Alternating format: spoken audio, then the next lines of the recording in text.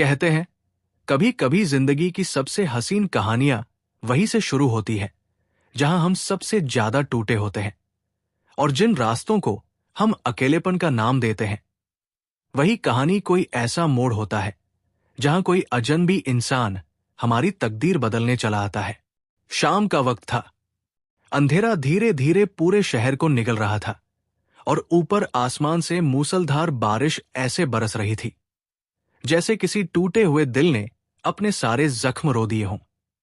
एक taxi driver मोहित उस दिन वो एक फैमिली को शहर के बाहर छोड़कर लौट रहा था जब अचानक बारिश इतनी तेज हो गई कि कुछ भी साफ दिखाई देना बंद हो गया। उसे समझ आ गया था, अब गाड़ी चलाना खतरे से खाली नहीं होगा।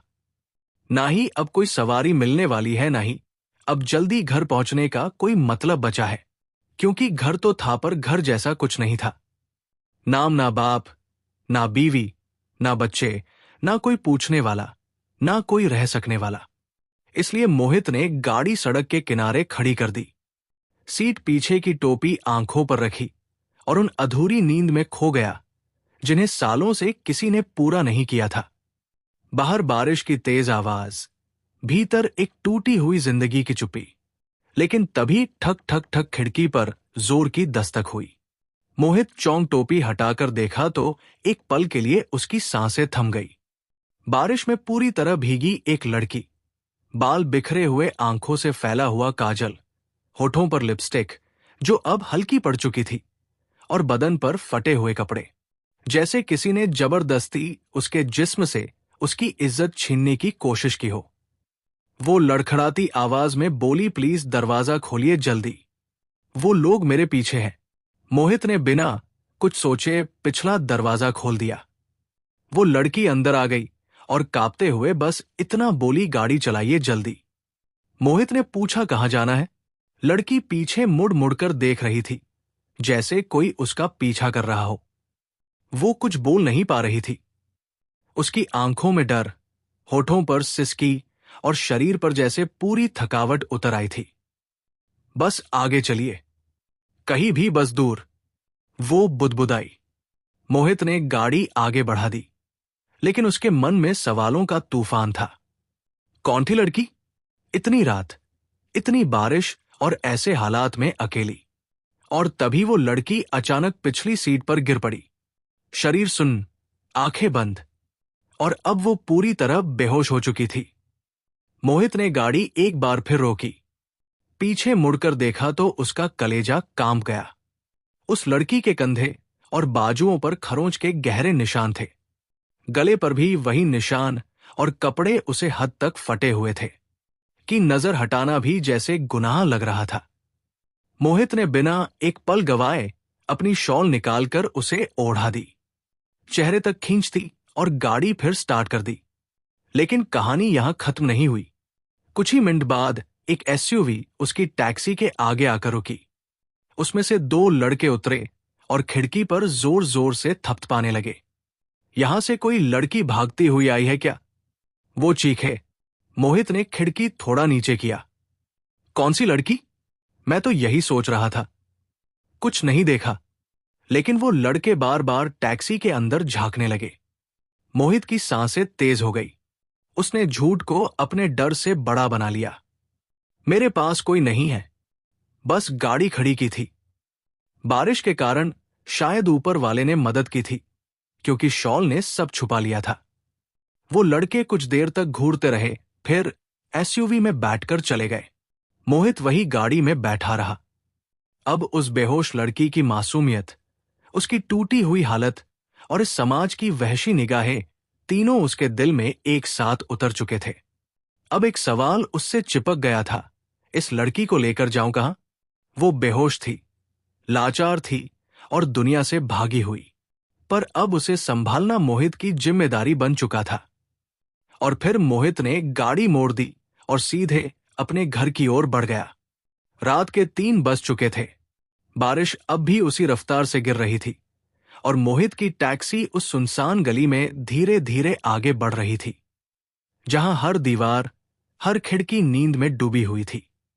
लेकिन उसके दिल में जैसे कोई भारी बोझ जाग रहा था। घर पर कोई इंतजार नहीं कर रहा था। ना कोई दरवाजा खुलने वाला था, ना ही कोई पूछने वाला कि इतनी रात को कहां से लौटे हो। मोहित ने गाड़ी बाहर खड़ी की, गली के दोनों ओर देखा। हर तरफ सन्नाटा था। लेकिन असली सवाल अब भी वही खड़ा था।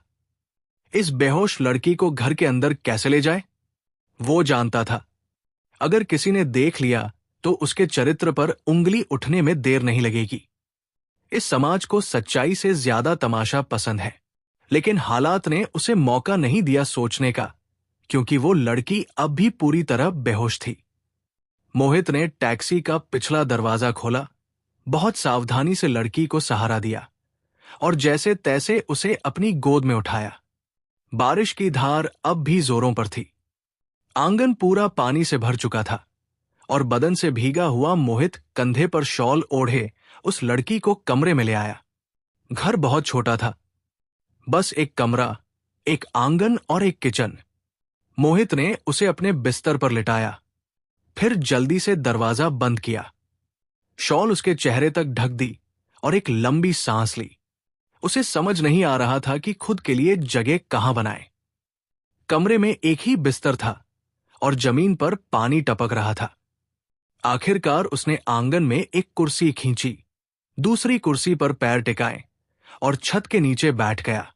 रात की नमी और मन की बेचैनी ने मिलकर उसे पूरी तरह जगा कर रखा। उसके भीतर एक जंग चल रही थी। दिल कह रहा था तू मर्द है जो चाह कर सकता है, लेकिन आत्मा फुसफुसा रही थी तू इंसान है, उसे महफूज रखना तेरा फर्ज है। मोहित कोई फरिश्ता नहीं था, लेकिन वो उन मर्दों में से भी नहीं था जिनकी नजरों में एक औरत सिर्फ जिस्म बन जाती है। और फिर कुर्सी पर बैठा बैठा ही मोहित कब नींद की गोद में चला गया, उसे पता ही नहीं चला। सुबह हुई बारिश थम चुकी थी, लेकिन रात की कहानी अब भी कमरे की दीवारों में दर्ज थी। मोहित उठा, घर का सारा पानी साफ किया, बर्तन धोए और फिर रसोई में 2 कप चाय और थोड़ा नाश्ता तैयार किया। उसके मन में सवाल भी था और हल्की सी घबराहट भी। अब उसे उस लड़की से बात करनी थी। उसे होश आ चुका होगा और अब वो जाना चाहेगी। मोहित ने कमरे के दरवाजे पर हल्की सी दस्तक दी। कोई जवाब नहीं मिला। उसने दरवाजा थोड़ा सा खोला। लड़की अभी भी उसी तरह सोई थी, लेकिन इस बार शॉल उसके चेहरे से खिसक चुकी थी। उसका चेहरा अब साफ दिख रहा था। एक मासूमियत, एक थकान और कहीं ना कहीं एक टूटी हुई दुनिया। मोहित का मन डगमगाया। वो सोच रहा था इतनी हसीन है ये लड़की और इतनी टूटी हुई भी भगवान ने इसे इतना खूबसूरत बनाया है। किस लिए उसका हाथ? दरवाजे पर कांपा आंखें। बस एक नजर उसके चेहरे पर टिक गई। लेकिन तभी उसने खुद से कहा नजरों की चोरी भी एक गुनाह होती है और मैं वो इंसान नहीं बनना चाहता जिससे ये लड़की दोबारा डरने लगे। मोहित जोर से खांसा। उसकी खांसी से वो लड़की हड़बड़ाकर उठ गई। उसने अपने बदन को देखा, फटे कपड़े और खुद को शॉल से तुरंत ढक लिया। वो घबराई। उसकी आंखों में हलचल थी। मैं यहां कैसे? उसने कांपते हुए पूछा। मोहित ने धीमे स्वर में कहा, शायद आप नशे में थी या सदमे में। आप मेरी टैक्सी में आई और फिर बेहोश हो गई। मैंने कई बार पूछा कि कहां छोड़ूं, पर आप कुछ नहीं बोली, इसलिए आपको मजबूरी में घर लाना पड़ा। लेकिन भरोसा रखिए, मैंने कोई हद पार नहीं की, बस आपको इंसान समझकर आपकी हिफाजत की है। लड़की की आंखें भर आई। शायद उसे भी यकीन नहीं हो रहा था कि इस जमाने में कोई बिना नियत बिगाड़े भी मदद कर सकता है। उसने पूछा, क्या आपके पास कोई कपड़े होंगे? क्योंकि मेरे कपड़े? मोहित थोड़ी देर चुप रहा, फिर बोला, मेरे पास तो सिर्फ अपने कपड़े हैं, लेकिन आप चाहें तो पहन सकती है। वो लड़की बस इतना बोली, कुछ भी चलेगा, बस मुझे ढकना है। मोहित ने अपनी अलमारी खोली, एक साफ टी शर्ट और पायजामा निकालकर बिस्तर पर रख दिया। वो लड़की शॉल में लिपटी बाहर के वॉशरूम में चली गई। जब वो बाहर आई तो उसका पूरा चेहरा धुल चुका था। मेकअप उतर गया था और अब वो एक सादी लड़की की तरह लग रही थी, डरी सहमी लेकिन संजीदा। मोहित ने नाश्ता टेबल पर रखा। वो सामने वाली कुर्सी पर बैठी और दोनों बिना कुछ कहे चाय पीने लगे। लेकिन उसके चेहरे की उदासी उसके टूटे अतीत का शोर बन चुकी थी। और फिर उसने वो कहा जिसने मोहित को भीतर से झकझोर दिया, मेरा इस दुनिया में कोई नहीं है। मोहित के हाथ थम गए थे। मेरा इस दुनिया में कोई नहीं है। इस एक वाक्य ने जैसे उसके सीने में कोई सूनापन भर दिया हो। वो लड़की अब भी अपने चेहरे झुकाए हुए थी, जैसे किसी अनजाने डर से खुद को छुपाना चाहती हो। मोहित उसे देख रहा था, मगर आंखों में कोई सवाल नहीं था। सिर्फ एक खामोश समझ थी कि ये लड़की शायद दुनिया से नहीं, खुद से भी भाग रही है। लेकिन कल रात जो 2 लड़के तुम्हारा पीछा कर रहे थे, वो कौन थे? मोहित ने साहस करके पूछ ही लिया। वो लड़की चौंकी। उसका चेहरा सफेद पड़ गया। उसने चाय की प्याली वही टेबल पर रख दी और कांपती हुई आवाज में बोली, प्लीज मुझे ऐसे सवाल मत कीजिए। मैं अभी भी उसे सबसे बाहर नहीं निकाल पाई हूं। मोहित तुरंत चुप हो गया। उसे समझ आ गया जख्म अभी ताजा है और उंगली रखने से वो और भी दर्द देंगे। थोड़ी देर दोनों चुप बैठे रहे। बारिश अब थम चुकी थी, मगर कमरे में एक अजीब सा भारीपन पसरा था। वो लड़की धीरे से उठी और अंदर कमरे में चली गई। मोहित वही बैठा रहा और दीवार की ओर देखते हुए सोचता रहा, किसी को बचा लेना आसान होता है, लेकिन उसे समझना वो सबसे मुश्किल काम होता है। कुछ देर बाद उसे कमरे से सिसकियों की आवाज सुनाई दी। वो चुपचाप दरवाजे के पास गया, लेकिन खटखटाने से पहले ही रुक गया। उसके हाथ हवा में ठहर गए और दिल में एक सवाल कुलबुलाने लगा, क्या इस लड़की को मेरे घर में रहना चाहिए? उसे अपनी बहन, पड़ोसियों और समाज की बातें याद आने लगी। ये वो दुनिया थी जो किसी औरत के साथ एक अकेले आदमी को नहीं छोड़ती। लेकिन तभी दरवाजा खुला। वो लड़की बाहर आई, आंखें सूजी हुई, चेहरे पर नमी, लेकिन उसे नजर में एक थकावट से भरी उम्मीद थी। क्या मैं कुछ दिन यही रह सकती हूं? उसकी आवाज बहुत धीमी थी, जैसे वो खुद भी नहीं जानती कि क्या मांग रही है। मोहित कुछ पल तक कुछ नहीं बोला, फिर धीरे से बोला, देखो, तुम जैसी लड़की को मेरे जैसे आदमी के घर में रखना आसान नहीं है। लोग बातें बनाएंगे, मेरी नीयत पर शक करेंगे और सबसे ज्यादा तुम्हारी इज्जत दांव पर लगेगी। लड़की की आंखों में पानी फिर से उभर आया। तो फिर मैं जाऊं जहां कल रात जाने से पहले मैं लगभग बर्बाद हो चुकी थी। मोहित उलझ गया। कोई रिश्तेदार, कोई जान पहचान वाला? उसने फिर से पूछा। कोई नहीं, लड़की ने जवाब दिया। वो धीरे से सामने बैठ गई और बोली, मुझे किसी अनाथालय में छोड़ दीजिए। मोहित ने चुपचाप कार की चाबी उठाई। उसने कुछ भी नहीं कहा, ना कोई हाथ, ना कोई ना, और दोनों चुपचाप बाहर निकल आए।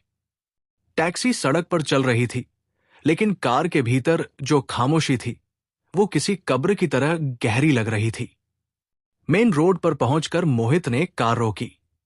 वो लड़की बाहर उतरी, पीछे मुड़ी, मोहित की आंखों में देखा और कुछ कहे बिना भी बहुत कुछ कह गई। वो भीड़ में खो गई। मोहित देर तक वही खड़ा रहा। लेकिन क्या उसे लड़की की परछाई को खुद से मिटा पाना आसान था? शायद नहीं। उस रात जब मोहित घर लौटा तो जैसे दरवाजा खोलते ही कोई और दुनिया सामने आ गई। घर एकदम साफ था, हर चीज अपनी जगह पर थी। किचन से खाने की खुशबू आ रही थी और दीवारों पर एक बार फिर जिंदगी की आहट लौट आई थी। मोहित का दिल धड़क गया। क्या वो फिर से आ गई? वो दबे कदमों से किचन की ओर गया। और हाँ, वही थी वो लड़की। सफाई से सजे बाल, सादे कपड़े, चेहरे पर सच्ची थकान और एक हल्की सी मुस्कान। मोहित वही ठहर गया। तुम वापस कैसे आई? उसकी आवाज हैरानी में डूबी हुई थी। मैं नहीं रह पाई। उसने बस इतना कहा। कैसे आए अंदर? ताला तो मैंने खुद लगाया था। लड़की ने खिड़की की ओर इशारा किया। उसे पेड़ से चढ़कर आंगन में कूद गए। मोहित अब कुछ भी नहीं बोल पा रहा था। मुझे पता है लोग क्या कहेंगे, लेकिन मुझे सिर्फ एक चीज चाहिए थी। एक ऐसा इंसान जो मेरी तरफ नियत से नहीं इंसानियत से देखे, और वो मुझे आप में दिखा। कमरे में कुछ देर तक खामोशी छा। मोहित ने पूछा, लेकिन तुम जानती हो ना, इस समाज में कोई लड़की किसी मर्द के साथ ऐसे नहीं रह सकती। बिना नाम के, बिना पहचान के लड़की ने नजरें झुका ली। तो फिर क्या करूं? उसने धीमे से पूछा, और मोहित ने एक गहरी सांस ली।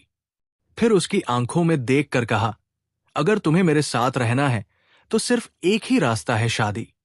उस कमरे में कुछ देर के लिए समय जैसे रुक गया था। मोहित की वो सीधी सच्ची आंखें और रागिनी की टूटी डरी हुई लेकिन साफ नजरें दोनों एक दूसरे को नाप रही थी। ना लालच था, ना कोई दिखावा, बस एक सवाल और एक खामोश भरोसा था। अगर तुम्हें मेरे साथ रहना है तो सिर्फ एक ही रास्ता है, शादी। मोहित के इस वाक्य के बाद रागिनी कुछ पल चुप रही। फिर जैसे अपने अंदर हिम्मत जुटाई और हल्की सी आवाज में बोली, ठीक है, मैं आपसे शादी करने को तैयार हूं। शायद उसे जवाब में मजबूरी थी, शायद सुरक्षा की तलाश, या शायद पहली बार किसी ने उसे जिस्म नहीं एक इंसान समझा था। मोहित ने मुस्कुराकर सर झुका लिया, जैसे कह रहा हो, इस बार मैं तुम्हें टूटने नहीं दूंगा। अगले ही दिन उसने अपनी छोटी बहन कोमल को फोन किया, सब कुछ साफ साफ बताया। कोमल सुनकर कुछ देर चुप रही, फिर बोली, भैया, जिंदगी किसी की भी आसान नहीं होती, लेकिन अगर आप उस लड़की के लिए ढाल बनकर खड़े हैं तो मैं आपके साथ हूं। शाम होते होते घर में 4-5 लोग इकट्ठा हुए। कोमल, उसके पति और कुछ करीबी पड़ोसी औरतें। किसी को कोई ज्यादा वजह नहीं बताई गई, बस इतना कहा गया, रागिनी कोमल की कॉलेज की सहेली है, अब बेसहारा है, और कोमल ने उसका रिश्ता भैया से करवाया है।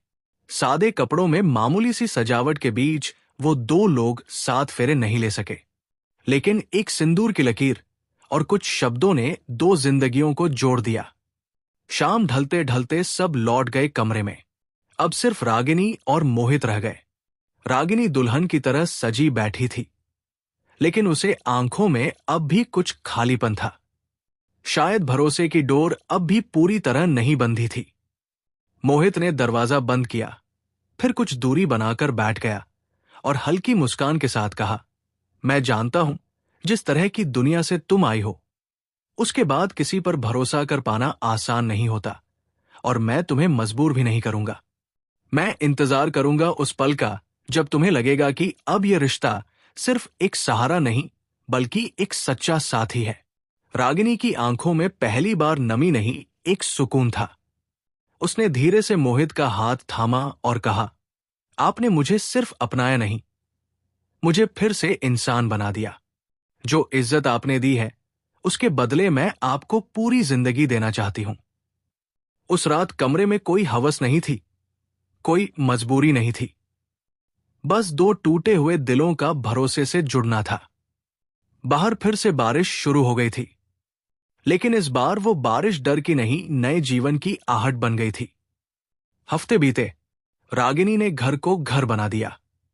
हर सुबह मोहित की चाय तैयार रहती, रात को रोटियों की महक दीवारों में बच जाती। कमरा जो कभी सिर्फ नींद की जगह था, अब रिश्ता निभाने का मंदिर बन चुका था। एक दिन उसी सड़क से गुजरते हुए जहां रागिनी मोहित की टैक्सी में बैठी थी, वो दोनों साथ थे, हाथ में हाथ, और वो वही जगह देखकर रुक गए। क्या सोच रहे हो? रागिनी ने पूछा। मोहित ने आसमान की ओर देखा और बोला, सोच रहा हूं, अगर उस रात तूफान ना होता तो शायद तुम भी ना मिलती। रागिनी मुस्कुराई।